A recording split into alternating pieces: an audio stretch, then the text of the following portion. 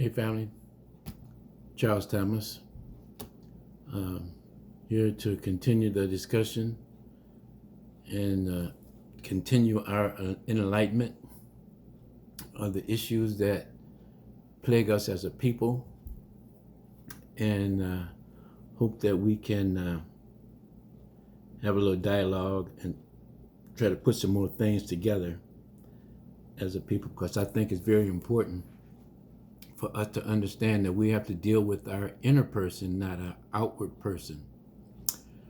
Our outward person is affected by things that are not true.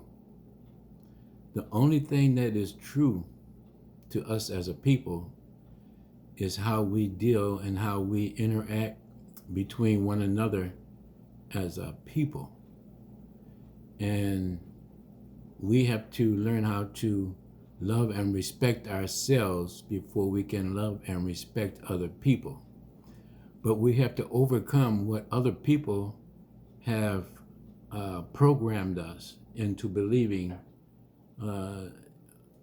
things that happen to us as a people, and the residual side effect of slavery by our oppressor, and deal with that reality and know that we have a problem as a people that we must overcome. But it takes an internal inspection of who we are as a people. And I think that we are disconnected from our spirituality.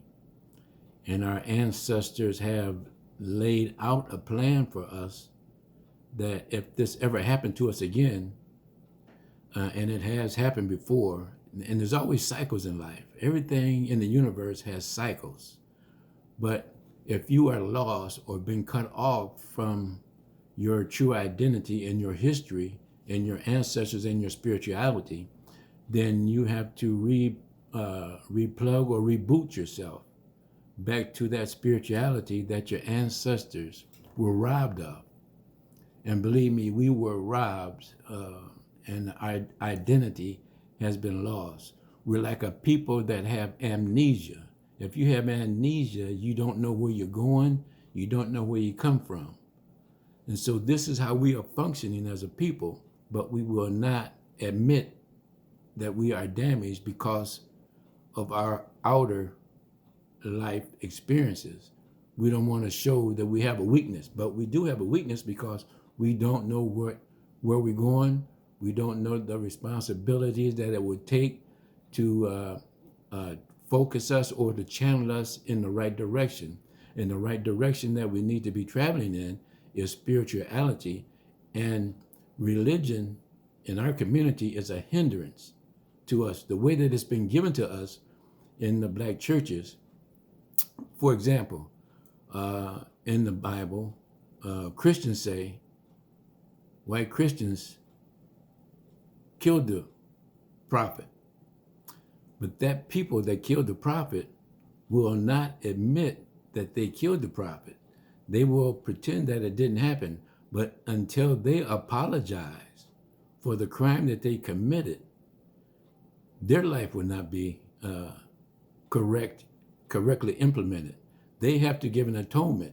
Even though it wasn't this generation, it was their ancestors way in the past that did this, and they admit that they did it. And in our black churches, they teach you that the tool that the Romans used to kill a prophet is something that is sacred to us in their religion. And what they claim that they did to the prophet is the same thing that they did to us. They nailed us to that false belief of who we are, and they changed our identity with the lie and the absence of being apologized and telling the truth. You see, the devil loves and flourishes on lies. The only thing that will stop the devil or a sinner is the truth. And in our churches, in our community, we're not telling the truth. We're telling the story of a person that has committed a murder, and he will not admit that he has caused a murder. But he is guilty of what his ancestors have done, just like we are guilty as a people today because our ancestors broke the covenant. And by you breaking the covenant, it says that you will fall under a curse and that you will be sold into slavery because you broke the covenant. But it also says about murder. You know, it's the same thing that happened to Pharaoh. You know, he claimed himself to be a god, but he's not a god. He's just a man like you. But he did a switcheroo on us. You know, he caused the crime. He caused the murder. He created a religion. Okay, you were not designed for a religion. We as melanated people with the pineal gland, we cannot function under a religion. We were created to function under a covenant. The covenant of Moses, the covenant of Abraham, the covenant of Adam, and the covenant of Jesus. Jesus was a Hebrew. A Hebrew is a melanated man. And when he was alive, he taught from the Torah, from the law. We are here under the law. And then white people came along with this Christianity and established and tempted us with religion, and we fell for the religion. We fell for the rope-a-dope. We got hoodwinked with Christianity. But the way they give it to us is an antichrist to us. It's like what kryptonite was to Superman. It zaps you of your power. The way that Christianity was given to us, because they gave it to us and they put the image of themselves as a God. And they put themselves over us. So in the black churches, they're teaching white supremacy. And they don't know it because they're teaching it from the synopsis of a religion. But you were not created to be under a religion. You are more stronger than that. God established you under the law of a covenant. And there is where you must stay as a melanin people, because you are totally opposite of the non-melanin people. You stayed in Africa long enough that you developed, and your righteousness activates your covenant, your melanin. You have to live according to righteousness. That's why he created these laws for melanin people to live by. And we have to learn how to respect our family, respect our women, respect yourself, and stop trying to get rich. If you would live according to the way you were designed to live, the universe will obligate you. So you have to stop being what other people want you to be and be what God created you to be.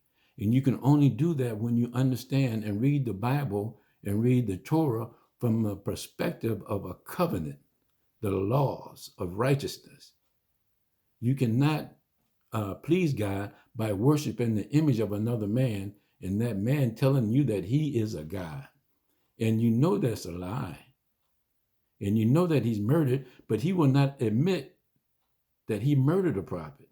He don't want you to know that, but he wants you to carry the guilt of something that he did. And until you understand that you cannot bear the burdens of another man, and you shouldn't want to, because the hate that he used to kill the prophet, he still has the same hate for you as a people. And the only difference between you and them is that you have melanin and they do not have melanin. And you have a covenant to live by and they do not have a covenant to live by. And it's very significant to you as a people to believe that your melanin is a blessing. It's not a curse. The melanin is what makes you a beautiful person. They can't duplicate the medicine. This is something that God gave you as a people and as a blessing. And as for you to understand that you should not let another people control you with a weak system of religion, when what he gave you is more powerful than a religion. They wish that they could have or duplicate this melanin and have a melanin gland. You are a true people. And everybody, the only reason that we were able to survive this horrific brutality of the white Christian race and their religion is because of your melanin, and God has a purpose for you and the melanin people. And you have to understand that. You can't go any further now without respecting your and loving yourself and connecting with yourself, your inner person. If you satisfy your inner person, your outer person will be in a much peaceful position of life and happiness, because you are in the right vibration or the algorithm that your creator created you in. He created you in truth. And he created these other people and they're perpetuating lies. Religion is not for you. The covenant is for you. This is what Moses tried to explain and was given to give to his Hebrew people. And you have to understand that and believe that you are special and you are beautiful, and all you got to do is tell the truth and the devil will flee. There's only two algorithms in life. There's a positive algorithm and there's a negative algorithm. And you look up the word for algorithm. It's a frequency. It's a frequency. One's a frequency of positive and one's a frequency of negative.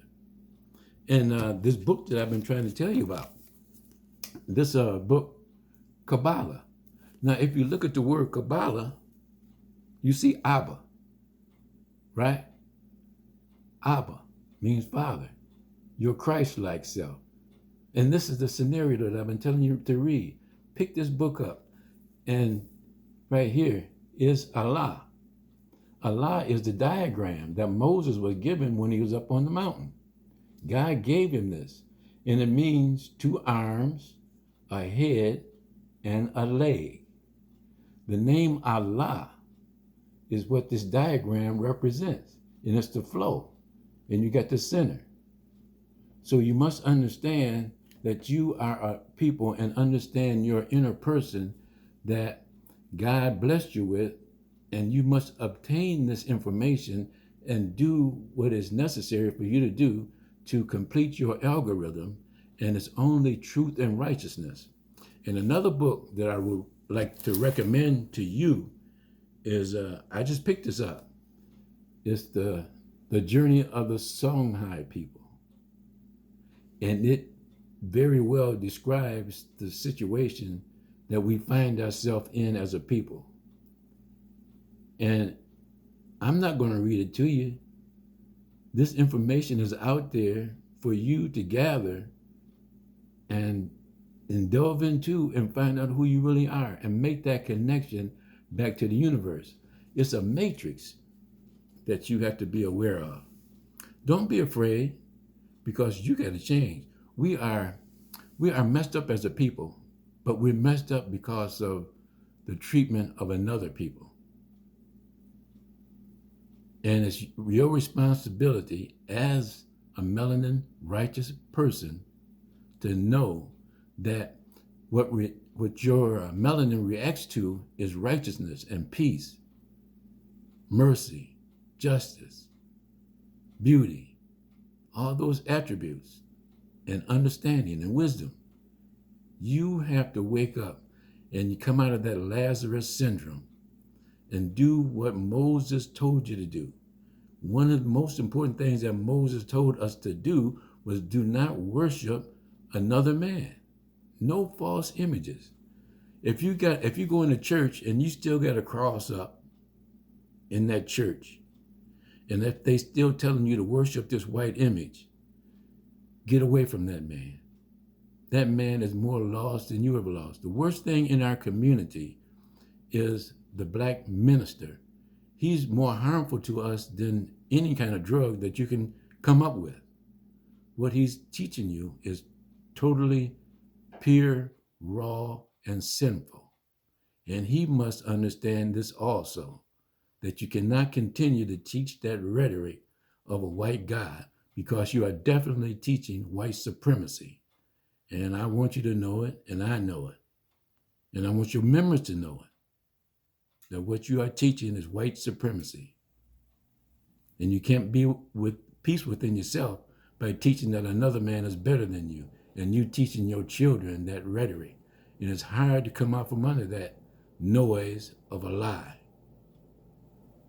So this is going to be a wrap. I'm at my 15-minute period, and I don't want to prolong because I want you to get this, and I want it to sink in, and I want you to enjoy your inner person. That's your inner Christ that Moses was telling you about, and your ancestors were telling you about, and you can help your ancestors by living a righteous life and being what God wants you to be, not what man wants you to be. All right? And every time you pick up that currency and you see those slave masters on that currency, I want you to remember of who you are dealing with. You're dealing with the evil people that have no intentions of helping you and freeing you. They want you to stay a color or what they've created in fear. But when you look at that currency, know that you are got in your hands a person that used to have slaves, or they used to have a slave farm, and they had no intentions of telling you the truth. And may God bless you and keep you, and respect yourself, respect your women, especially. Your women and your children are our future, and the mother is the gateway for our next generation. So love that Black woman. Peace and blessing.